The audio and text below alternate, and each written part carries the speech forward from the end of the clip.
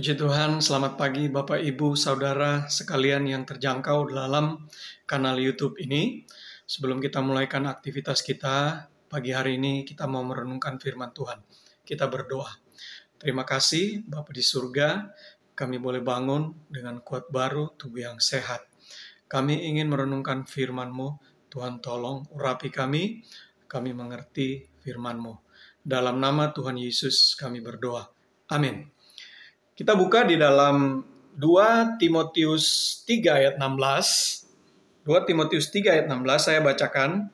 Segala tulisan yang diilhamkan Allah memang bermanfaat untuk mengajar, untuk menyatakan kesalahan, untuk memperbaiki kelakuan, dan untuk mendidik orang dalam kebenaran. Puji Tuhan, tema kita adalah sumber penulisan dan otoritas Alkitab. Ya, kita barangkali sering atau mungkin pernah mendengar ya, banyak orang mempertanyakan apakah betul Alkitab yang kita pegang ini betul-betul bisa dipercaya otentiknya ya. Atau mungkin ya ada juga kita pernah mendengar ya, baik itu ahli-ahli, cendekiawan ataupun tokoh-tokoh agama yang lain yang mengkritisi Alkitab. Dan hari ini kita akan membahas ya, sebetulnya Alkitab ini dari mana sih ya? Kita punya Alkitab, ada Perjanjian Lama ya, yang terdiri dari 39 kitab, dan Perjanjian Baru terdiri dari 27 kitab. Dan Perjanjian Lama ini dan Perjanjian Baru ini ya, ini adalah hasil dari kanon. Ya, kanonisasi beratus-ratus tahun waktunya, yang puncaknya ya ketika kerajaan Romawi ya, kemudian ada konsili, dan disitulah ditetapkan yang kita kenal dengan Alkitab yang kita pegang ya, terdiri dari 66 kitab tadi. Nah, Perjanjian Lama itu sendiri ya, itu sebetulnya bagian dari tanah gitu ya, di mana ada Taurat, ada tulisan-tulisan nabi-nabi, ada tulisan-tulisan tentang Mazmur dan lain sebagainya gitu ya. Dan tanah ini ya, atau kita kenal dengan Perjanjian Lama ini pertama kali dikumpulkan dalam sebuah naskah yang disebut dengan Septuaginta. Septuaginta ini adalah terjemahan dari dalam bahasa Ibrani ke bahasa Yunani. Dan Septuaginta artinya terjemahan 70. Kenapa disebut demikian? Ya, karena setelah bangsa Israel kembali pembuangan dari Babel, ya, mereka kemudian menekuni kitab-kitab ya, karena pada saat itu ya Bait Allah dihancurkan, ya identitas keagamaan mereka hilang ya, karena mereka identik selalu di dalam beragama, menjalankan ritual penyembahan kepada Allah, pada Yahweh, itu dengan masuk kepada bagian dengan Bait Allah. Tapi setelah Bait Allah yang ada, mereka kemudian mulai menekuni kitab-kitab sejak pembuangan di Babel gitu ya, kurang lebih tahun 590-an sebelum Masehi ya. Nah, setelah kembali dari pembuangan di Babel, dengan begitu kerasnya Ezra mengajar ya untuk kembali kepada ajaran yang mula-mula ya, membenahi tembok Yerusalem, membangun kembali Bait Allah yang kedua, mengumpulkan kitab-kitab gitu ya. Jadi kitab-kitab itu sudah lengkap pada saat itu ya untuk Perjanjian Lama. Dan ketika bangsa Yunani ya menguasai bangsa-bangsa yang lain pada era itu ya, sejak penaklukan Alexander ya, salah satu jenderalnya itu kemudian menjadi raja di Alexandria ya, dan anak dari jenderal ini bernama Ptolemeus ya, dan anaknya Ptolemeus II itu kemudian mensponsori untuk menuliskan terjemahan dari bahasa Ibrani ke bahasa Yunani. Dan pada saat itu bahasa Yunani ibaratnya seperti bahasa Inggris era ini ya. Karena Yunani adalah suatu bangsa negara superpower, menaklukkan banyak jajahan, dan bahasa Yunani digunakan sehari-hari. Nah, saat itulah ya, naskah Septuaginta itulah yang kemudian digunakan ya secara luas, termasuk ketika Yesus lahir, naskah Septuaginta ini sudah digunakan sehari-hari ya dalam kehidupan para bangsa Yahudi ini. Gitu. Nah, itu yang pertama ya. Nah, kemudian banyak tentunya cerita-cerita gitu ya, mempertanyakan naskah Septuaginta ini ya, Perjanjian Lama ini kemudian ditranslate lagi dalam bahasa Inggris gitu ya, dan banyak mempertahankan keakuratannya gitu ya. Nah, termasuk ya muncul Injil Barnabas yang sebetulnya Injil itu tidak masuk di dalam proses kanon gitu ya, dan diduga Injil ini Barnabas ini sudah dipalsukan ya, dibuat seolah-olah itu yang tulis Barnabas, tetapi sebetulnya ini bukan gitu ya. Nah, di tengah-tengah orang mempertanyakan naskah Septuaginta khususnya Perjanjian Lama itu, muncullah naskah Qumran ya, naskah Qumran di mana ditemukan atau yang kita kenal dengan Dead Sea Scroll ya, naskah ataupun Dead Sea Scroll itu ya, Laut Mati ya, naskah Laut Mati tahun 1947 yang ditemukan sampai tahun 1956 ya. Ini adalah kumpulan yang betul-betul lengkap, kitab yang betul-betul lengkap gitu ya, dan malah ya kita bisa melihat ya, termasuk ada beberapa buku ya yang saya sempat pegang gitu ya, buku-buku yang banyak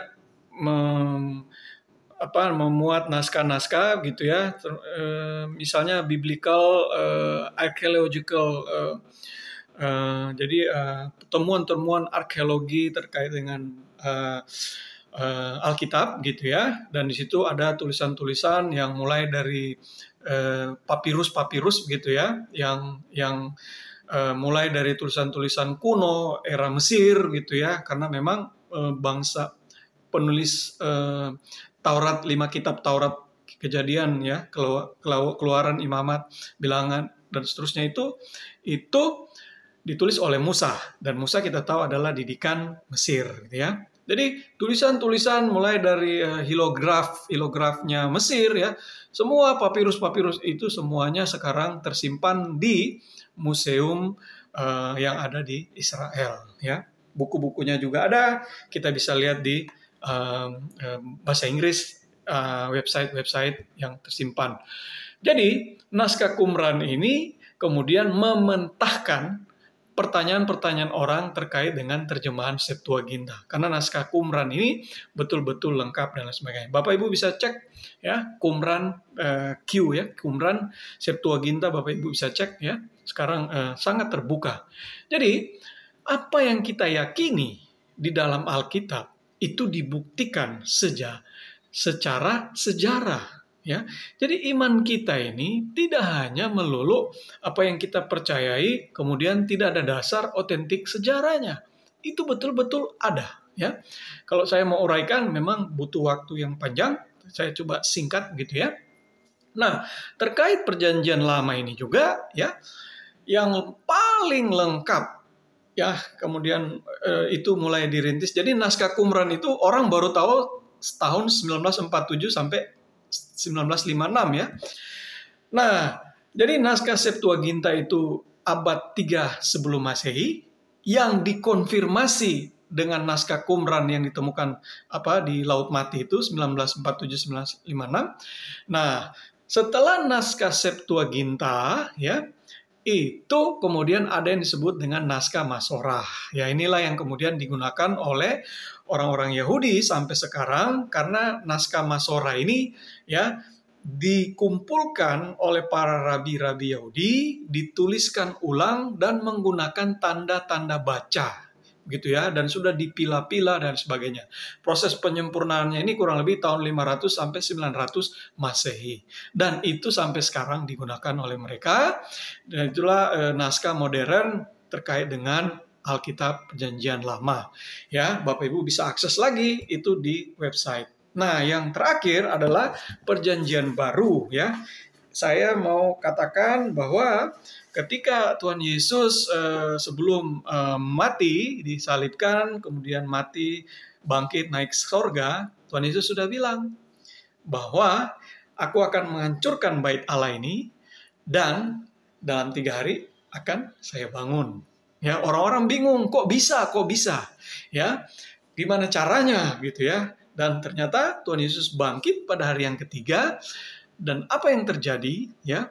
Yang dihancurkan itu bait Allah yang dibangun setelah pasca pembuangan, dan kemudian ada pembangunan-pembangunan selanjutnya. Tetapi pada puncak pemberontakan orang-orang Yahudi itu, kerajaan Romawi menghancurkan bait Allah Yerusalem rata dengan tanah pada tahun 70 Masehi. Kenapa demikian? Ya, menurut Karen Armstrong, ini justru bagus karena orang Kristen itu tercerai-berai keluar dari Yerusalem, dan kemudian mereka ya menyampaikan Injil itu ya kepada seluruh makhluk, pada seluruh umat manusia ya. Dan saya bacakan gitu ya, setelah penghancuran tersebut ya, pada pertengahan abad kedua hampir semua dari ke-27 kitab perjanjian baru itu telah diselesaikan ya. Jadi perjanjian baru itu sudah diselesaikan, dan komunitas-komunitas mengutip surat-surat Paulus ya, kemudian bacaan dari biografi Yesus ya, termasuk Matius, Markus, Lukas, dan Yohanes, dan seterusnya gitu ya. Jadi pada abad kedua ya, tahun 100-an itu ya sudah selesai 27 kitab ya. Yang 39 yang tadi ya, Septuaginta yang dikonfirmasi Qumran dan naskah Masorah. Kemudian yang perjanjian baru, yaitulah pasca mereka tercerai-berai kemudian dipulkan.